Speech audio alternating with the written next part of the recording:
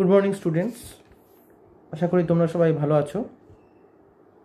আজকে আলো অধ্যায়ের সর্বশেষ ক্লাস তোমাদের জন্য।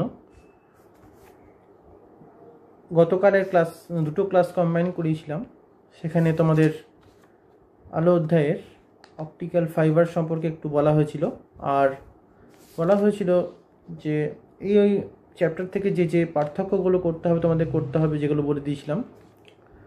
আর কি কিছু অঙ্ক করানো হয়েছিল। আজকে দেখো একটি বিষয় নিয়ে আমি উপস্থাপন করব, যে বিষয়টা আলোর প্রতিফলনের ফলেই হয়। সেক্ষেত্রে আলোর প্রতিফলন ধর্মের ফলেই এই ঘটনা ঘটে থাকে। ঘটনাটা কি? প্রতিবিম্বের পার্শ্বীয় পরিবর্তন, অর্থাৎ ল্যাটারাল ইনভার্সন। আগেই আমরা সমতল দর্পণের বৈশিষ্ট্যের ক্ষেত্রে বলেছিলাম যে বেশ কয়েকটা বৈশিষ্ট্যের ক্ষেত্রে যে সমতল দর্পণে প্রতিসম বস্তুর ক্ষেত্রে আমরা যে আড়াআড়ি যে পরিবর্তন সেটা বুঝতে পারি না, কিন্তু যারা অপ্রতিসম বস্তু তাদের ক্ষেত্রে কি হয়, এই আড়াআড়ি যেটা চেঞ্জ হয়, অর্থাৎ ডান পক্ষটা বাম পক্ষ, বাম পক্ষটা ডান পক্ষ, এই যে চেঞ্জ হয়ে যাওয়া আড়াআড়ি পরিবর্তনটা, এটা লক্ষ্য করতে পারি। এটাই হচ্ছে পার্শ্বীয় পরিবর্তন। তাহলে এবার প্রশ্ন হচ্ছে যে প্রতিসম বা অপ্রতিসম বলতে কি বোঝায়? প্রতিসম বলতে বোঝাচ্ছে যে যদি আমরা হরাইজন্টালি বা ভার্টিক্যালি কোনো বস্তুকে সমান দুভাগে ভাগ করতে পারি, সেক্ষেত্রে কি হতে পারে, তাকে বলবো আমরা প্রতিসম। যে কোনো একটা ব্যাপার, হয় হরাইজন্টালি বা ভার্টিক্যালি। তো আবার দুটোর মধ্যে যদি একটা ফুলফিল না করে সেটা প্রতিসম হবে না। এটা হচ্ছে বৈশিষ্ট্য প্রতিসমের। আর অপ্রতিসম কি? যে দুটো সমান দুটোভাবে ভাগ করা যাবে না, যাদের কি সমান দুটো ভাগে ভাগ করতে পারবো না, সেটা ভার্টিক্যালি হোক বা হরাইজন্টালি হোক, তাদেরকে বলবো আমরা অপ্রতিসম। তাহলে আমরা এখন দেখে নেব যে প্রতিবিম্বের পার্শ্বীয় পরিবর্তন জিনিসটা কি। তোমরা লক্ষ্য করো। ছাত্ররা দেখো, পার্শ্বীয় পরিবর্তন বা ল্যাটারাল ইনভার্সন এভাবে কোশ্চেন আসবে যে বলতে কি বোঝায়। তোমরা লিখবে, সমতল দর্পণে সৃষ্ট কোনো বস্তুর সমগ্র প্রতিবিম্বটি বস্তুর সাপেক্ষে পাশাপাশি উল্টে যাওয়ার ঘটনাকে প্রতিবিম্বে পার্শ্বীয় পরিবর্তন বলে। পার্শ্বীয় পরিবর্তনে বস্তুর আকার ও প্রতিবিম্বের আকারে কোনো কিন্তু পরিবর্তন হয় না, অর্থাৎ ছোটও হয় না বড় হয় না, একই আকার থাকে। আর এর কারণ হিসেবে কি বলা হচ্ছে, যে কারণ হিসেবে বলা হচ্ছে যে দর্পণ থেকে বস্তুর প্রতিটি বিন্দুর লম্ব দূরত্ব এবং দর্পণ থেকে ওই প্রতিটি বিন্দুর প্রতিবিম্বের লম্ব দূরত্ব সমান। এর জন্যই কি হয়, প্রতিবিম্বের পার্শ্বীয় পরিবর্তন ঘটে। তো দেখো আমরা উদাহরণ দিয়েছি, দেখো যে প্রতিসম বস্তু কি কি উদাহরণ দিয়েছি। দেখো দেখো প্রতিসম, ভার্টিক্যালি আমরা সমান দুভাগে ভাগ করতে পারছি। এইচ, এটাও তাই। এম, টি, আইকে তো দুদিকই করা যাচ্ছে। ডব্লিউ, এগুলো হচ্ছে সব প্রতিসম। তাহলে এগুলোর ক্ষেত্রে কী হবে, প্রতিসম বস্তুর ক্ষেত্রে পার্শ্বীয় পরিবর্তন আমরা বুঝতে পারবো না, কিন্তু ঘটছে। পার্শ্বীয় পরিবর্তন ঘটে কিন্তু সবারই। এ থেকে জেড পর্যন্ত যদি বলা হয় যে পার্শ্বীয় পরিবর্তন কাদের কাদের ঘটে, এ থেকে জেড পর্যন্ত সবার ঘটে, কিন্তু পার্শ্বীয় পরিবর্তন আমরা বুঝতে পারি না প্রতিসম অক্ষরের ক্ষেত্রে, ঠিক আছে, বা প্রতিসম বস্তুর ক্ষেত্রে। একই রকমভাবে দেখো, এই যে কিউ, এখানে দেখতে পাচ্ছ কিউকে যদি আমরা এইভাবে ভাগ করি তো দুটো সমান অংশ পাচ্ছি না, আবার এইভাবে ভাগ করলেও সমান অংশ পাচ্ছি না। বিকে আমরা এইভাবে পাচ্ছি সমান অংশ, দুটো অংশ, কিন্তু এভাবে ভাগ করলে পাচ্ছি না, কারণ এই তলটা হচ্ছে কি অপ্রতিসম না, অসমান। তো এইটার জন্য এটা উল্টে যাবে এদিকে। আবার সির ক্ষেত্রে দেখো, যদি এইভাবে ভাগ করি আমরা দুটো আলাদা আলাদা ভাগ পাচ্ছি। এর ক্ষেত্রেও তাই। এগুলো সবই হচ্ছে কি অপ্রতিসম। পির ক্ষেত্রে যদি দেখি, দেখো দুটো সমান সমান ভাগ পাচ্ছি না। তাহলে এই অপ্রতিসম যেগুলো থাকবে অক্ষর বা অপ্রতিসম বস্তুর ক্ষেত্রে পার্শ্বীয় পরিবর্তন আমরা খুব ভালোভাবে বুঝতে পারবো। তো এই বিষয়টা নিয়ে তোমাদের পড়তে হবে। এইবার তোমাদের যে এই অধ্যায় থেকে ছিল তোমাদের যেটা, যে কিছু অবজেক্টিভ প্রশ্ন, তো তো সেগুলো যদি বলা হয় যে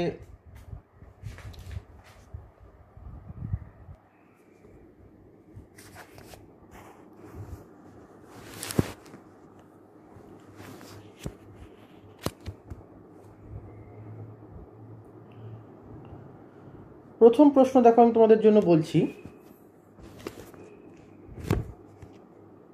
এবার আমি তোমাদের কিছু অবজেক্টিভ প্রশ্ন নিয়ে আলোচনা করছি, তোমরা উত্তরগুলো জেনে যাবে এবং এগুলো পরীক্ষাতে খুবই আসে, তোমরা ফলো করবে প্রশ্নগুলো। থিওরিটিক্যালি আমাদের এই চ্যাপ্টারটা শেষ হয়ে গেছে, আর এবার অবজেক্টিভ প্রশ্ন উত্তর নিয়ে একটু আলোচনা করে দিই তোমাদের।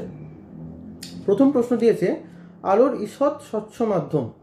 অপশান দিয়েছে বায়ু, কাঁচ, ঘষা কাঁচ আর জল। কি অ্যান্সার হবে তোমরা? হবে ঘষা কাঁচ। ওকে, নেক্সট প্রশ্ন যেটা আছে, বস্তুর প্রতিবিম্ব গঠিত হয়। বস্তুর প্রতিবিম্ব গঠিত হয়। অপশান দিয়েছে প্রতিফলন, প্রতিসরণ, পূর্ণ প্রতিফলন, সবকটি। অ্যান্সার হবে কোনটা? তোমরা সবাই বুঝতে পারছো, সবকটি অ্যান্সার হবে, কারণ আলোর প্রতিফলন, প্রতিসরণ, পূর্ণ প্রতিফলন সবকটিতেই প্রতিবিম্ব গঠিত হয়। কোনোটায় সৎ, কোনোটায় অসৎ, এটা বস্তুর উপর ডিপেন্ড করে, আর অবশ্যই লেন্স বা দর্পণের উপর ডিপেন্ড করে। সমতল দর্পণে গঠিত প্রতিবিম্ব সর্বদা সৎ, সর্বদা অসৎ, সৎ ও অসৎ কোনোটিই নয়। সমতল দর্পণে গঠিত প্রতিবিম্ব আমরা বলেছিলাম যে দুটোই হয়, সৎ বস্তুর ক্ষেত্রে অসৎ বিম্ব গঠিত হয়, অসৎ বিম্বর ক্ষেত্রে সৎ বিম্ব গঠিত হয়। অসৎ বস্তুর ক্ষেত্রে অসৎ বিম্ব বলছি, অসৎ বস্তুর ক্ষেত্রে সৎ বিম্ব গঠিত হয়। সৎ বস্তুর ক্ষেত্রে অসৎ বিম্ব, অসৎ বস্তুর ক্ষেত্রে সৎ বিম্ব। সৎ বস্তু, অসৎ বস্তু আমি আগেই বলেছি তোমাদের কোনটা। নেক্সট, সমতল দর্পণে গঠিত প্রতিবিম্বের দর্পণ থেকে বস্তুর দূরত্ব, সমতল দর্পণে গঠিত প্রতিবিম্বের দর্পণ থেকে দূরত্ব বস্তু দূরত্বের সমান, দ্বিগুণ, অর্ধেক, চারগুণ। এটা সবাই তোমরা জানো সমান হবে, অর্থাৎ সমতল দর্পণে গঠিত প্রতিবিম্বের দর্পণ থেকে দূরত্ব বস্তু দূরত্বের সমান। ওকে, নেক্সট প্রশ্ন, সমতল দর্পণে বস্তুর অবশিষ্ট, সমশিষ্য, ক্ষুদ্র, বিবর্ধিত প্রতিবিম্ব গঠিত হয়। সমতল দর্পণে আমরা জানি সমশীর্ষ হয়, সোজা হয়। সমশীর্ষ মানে হচ্ছে একই আকার সোজা হবে, সমশীর্ষ প্রতিবিম্ব গঠিত হয়। আয়না থেকে বস্তু দূরত্ব কমলে বা বাড়লে বস্তু ও তার প্রতিবিম্বের মধ্যে দূরত্ব তার দ্বিগুণ, তিনগুণ, চারগুণ, পাঁচগুণ কমে বা বাড়ে। বস্তুর দূরত্ব কমলে কমবে, বাড়লে বাড়বে। বস্তুর দূরত্ব যত কমবে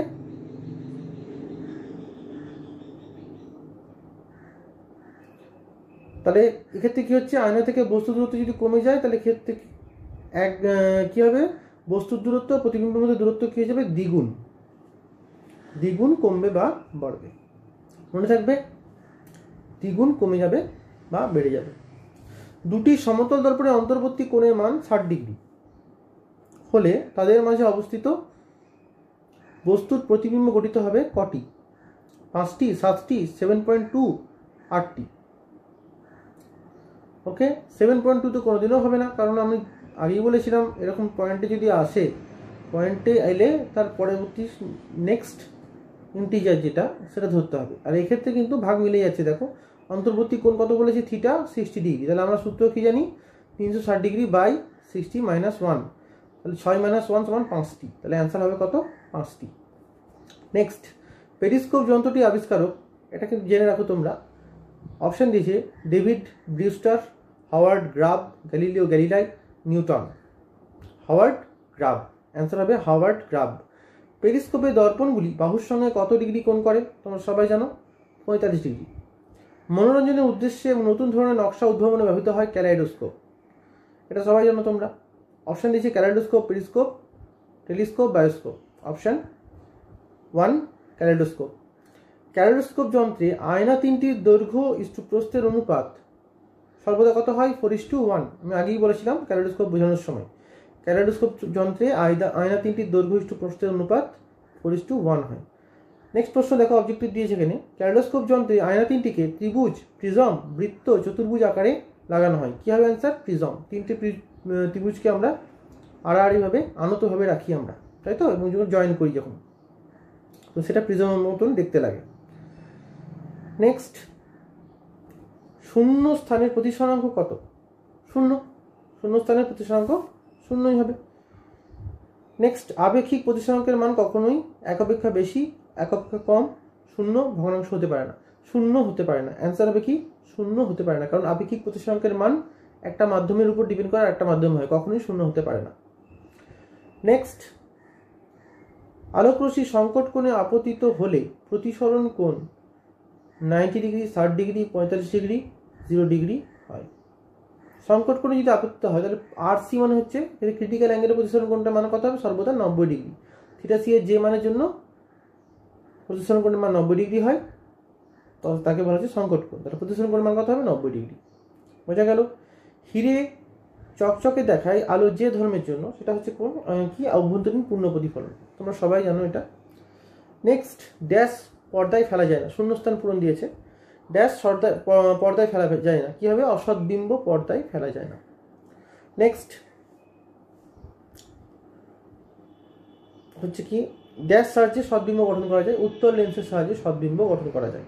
ওই জন্যই কি হচ্ছে, গাড়ির যে ভিউ ফাইন্ডার সেখানে আমরা উত্তল লেন্স লাগিয়ে রাখি, উত্তল দর্পণ, সরি, ওখানে উত্তল দর্পণ থাকে, উত্তল লেন্স নয়, উত্তল দর্পণ থাকে। আর এক্ষেত্রে উত্তল যদি লেন্স লাগাতাম তাহলে কি আসতো? উল্টো উল্টো দেখাতো সবাই, তাহলে সেই জন্য উত্তল দর্পণ লেখা হয়। আর এক্ষেত্রে উত্তল লেন্সে যেমন সদ্বিম্ব গঠন হয়, তেমনি অবতল দর্পণেও সদ্বিম্ব গঠন হয়, অবতল দর্পণেও সদ্বিম্ব গঠন হয়। আর গাড়ির হেডলাইটের কাছে কিন্তু আমরা কি লাগিয়ে রাখি? অবতল দর্পণ। ওকে, গাড়ির হেডলাইটে রাখা থাকি অবতল দর্পণ, যাতে লাইটটা ছড়িয়ে পড়ে বেশি করে, অনেকটা দূর দেখা যায়। ওকে,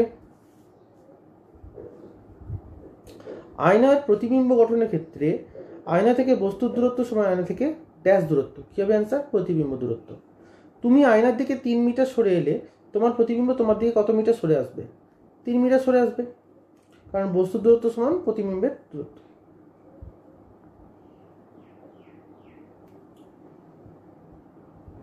নেক্সট,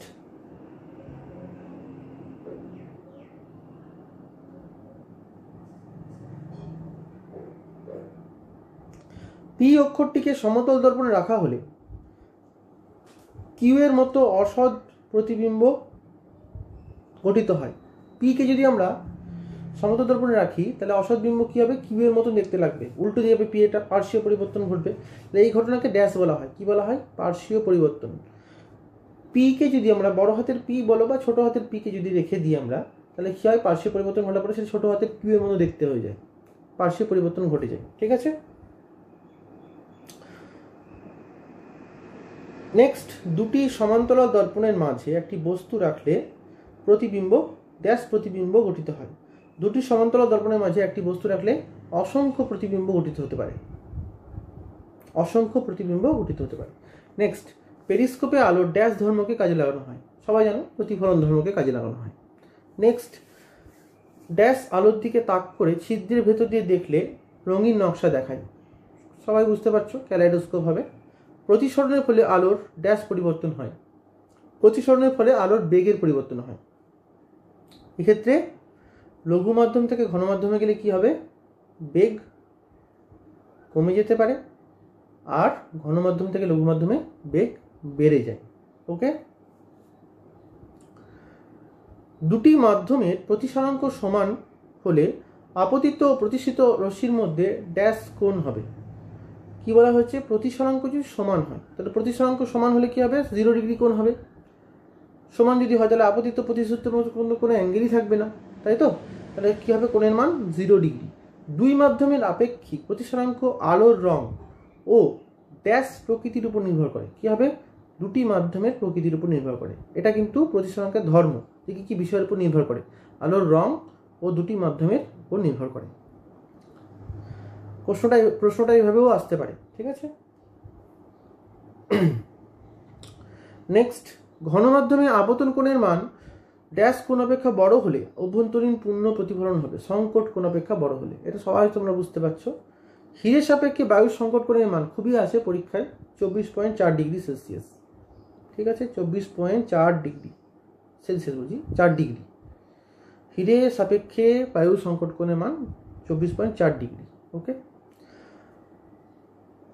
মরীচিকা ড্যাশ প্রতিবিম্বের উদাহরণ। অসৎ বিম্ব। মরীচিকা অসৎ প্রতিবিম্বের উদাহরণ। ওকে।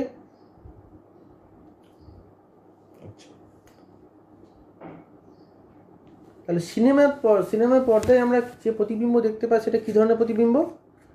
সিনেমার পর্দায় যেটা দেখতে পাই সেটা হচ্ছে সৎবিম্ব। ওকে।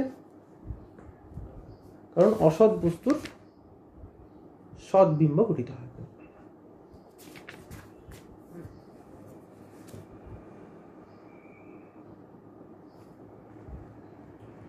নেক্সট, সমতল দর্পণে গঠিত প্রতিবিম্ব হচ্ছে অসৎবিম্ব প্রকৃতির। কোন প্রতিবিম্বকে পর্দায় ফেলা যায়? সৎবিম্বকে পর্দায় ফেলা যায়। ওকে। নেক্সট প্রশ্ন দিয়েছে, দুটি দর্পণকে আনতভাবে রাখা হলে দর্পণ দুটির মাঝখানে একটি বস্তু রাখলে 5টি প্রতিবিম্ব গঠিত হলে, তাহলে 5টা যদি প্রতিবিম্ব গঠিত হয় তাহলে 5 = 360 বাই থিটা মাইনাস 1। ওকে। এটা যদি করি আমরা সেক্ষেত্রে কি হবে? আমরা 60 ডিগ্রি কোণ পাবো। এটাকে যদি আমরা অ্যানালিসিস করি, কারণ 5 থিটা হচ্ছে এদিকে, এদিকে থিটা হচ্ছে। ওকে। তাহলে কত ডিগ্রি হচ্ছে? 5টা, এদিকে 6টা হয়ে যাচ্ছে, তাহলে 6 6 থিটা, 6 থিটা সমান 360 ডিগ্রি। তাহলে থিটা সমান কত হবে? 60 ডিগ্রি। নেক্সট, খেলার মাঠের বাইরে থেকে খেলা দেখার জন্য তুমি কী ব্যবহার করবে? খেলার মাঠের বাইরে থেকে দেখার জন্য যদি পাঁচিল টাচিল থাকে সেক্ষেত্রে আমরা কী ব্যবহার করব? পেরিস্কোপ ব্যবহার করব। সবাই তোমরা বুঝতে পারছো পেরিস্কোপের সাহায্যে কী করে। পেরিস্কোপে কটি দর্পণ ব্যবহৃত হয়? 2টি দর্পণ। জল ভর্তি বাড়তি তরদেশ কিছুটা উপরে উঠে আছে বলে মনে হয়, আলোর কোন ধর্মের জন্য? প্রতিসরণ ধর্মের জন্য। নেক্সট, পূর্ণ প্রতিফলনে কোন অংশ প্রতিফলকের কাজ করে? অবশ্যই বিভেদ তল। বুঝতেই পারছো। কোনো নির্দিষ্ট মাধ্যমের ক্ষেত্রে লাল ও নীল আলোর মধ্যে কার প্রতিসরাঙ্ক বেশি? লাল ও নীল কার প্রতিসরাঙ্ক বেশি? এই প্রসঙ্গে বলে রাখি যে তোমরা আলোর বিচ্ছুরণ পড়েছিলে, প্রতিসরাঙ্ক তারই বেশি হবে যার অ্যাঙ্গেলের পরিমাণটা, ডেভিয়েশনের পরিমাণটা বেশি হবে। একদিন তোমাদের দেখিয়েছিলাম যে ডেভিয়েশনটা কেমন হচ্ছে। দেখবে যে বেনি আসহ কলা বেগুনি বর্ণ সবার নিচে আছে, দেখবে রিফ্রাকশনের ওই প্রিজমের মধ্যে যখন যাচ্ছিল ওই ফটোটা তোমরা ফলো করবে, সবার নিচে বেগুনি। ওই বেগুনি বর্ণের ওয়েভলেন্থ সব থেকে হচ্ছে কি কম। ওয়েভলেন্থ যত কম হবে সেটাতে ভেদন ক্ষমতা তত বেশি হবে, এবং ভেদন ক্ষমতা বেশি হলে ডিসপারশন তত ছড়িয়ে পড়ার প্রবণতা বেশি হবে। ওই জন্যই আমরা দেখবে বেগুনি বর্ণের আলো চোখে অনেকটা দূরে ছড়িয়ে থাকে, যখন দেখি দূর থেকে অনেকটা দূর ছড়িয়ে যায়, আমরা ভালো দেখতে পাই না ওটা। ওকে। কিন্তু লাল বর্ণের আলোটা অনেক দূর থেকে এক জায়গায় কেন্দ্রীভূত হয়ে থাকে, সেটাকে আমরা দেখতে পাই। ওই জন্য দেখবে যে আমরা রেলওয়ে সিগন্যালে সাধারণত লাল বর্ণটা কিসের জন্য ব্যবহার করি?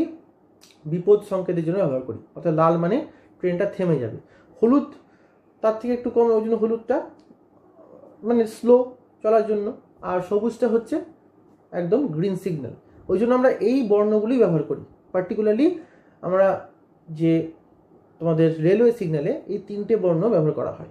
আমরা বেগুনি বর্ণ বা বলো নীল বলো এগুলো আমরা ব্যবহার করি না। ওকে।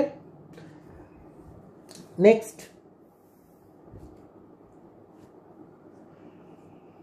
অভ্যন্তরীণ পূর্ণ প্রতিফলনে একটি প্রাকৃতিক উদাহরণ সবাই বুঝতে পারছো, মরুভূমির মরীচিকা বা মরীচিকা। পদ্ম পাতা জলবিন্দুর ঔজ্জ্বল্য কচু পাতার উপর জলের ফোঁটা চকচকে দেখানোর পিছনে আলোর কোন ঘটনা দায়ী? অভ্যন্তরীণ পূর্ণ প্রতিফলন। তোমরা সবাই বুঝতে পারছো। আলোর কোন ধর্মের জন্য সূর্যাস্তের পর কিছু পরেও সূর্যকে দেখা যায়? এটা তোমাদের একদিন বলেছিলাম কেন করা হয়, এবং তোমাদের লিখেও দিয়েছিলাম।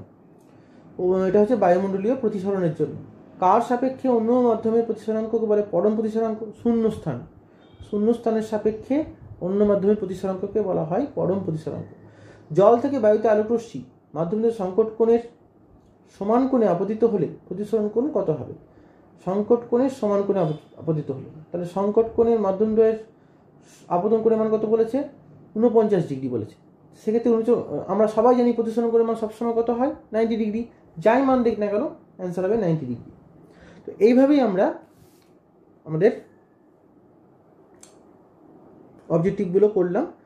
আর তোমাদের একটা জিনিস জানিয়ে রাখি যে স্যার ডেভিড ব্রিউস্টার হচ্ছে ক্যালেডোস্কোপের আবিষ্কারক, ঠিক আছে। তিনি ওই শিল্পে ঘরসজ্জা, ইন্টিরিয়ার ডেকোরেশন, নকশা, ছবির উদ্ভাবন, এইসব ধারণার উদ্দেশ্যে তোমার ক্যালেডোস্কোপে কাজে লাগিয়েছিলেন।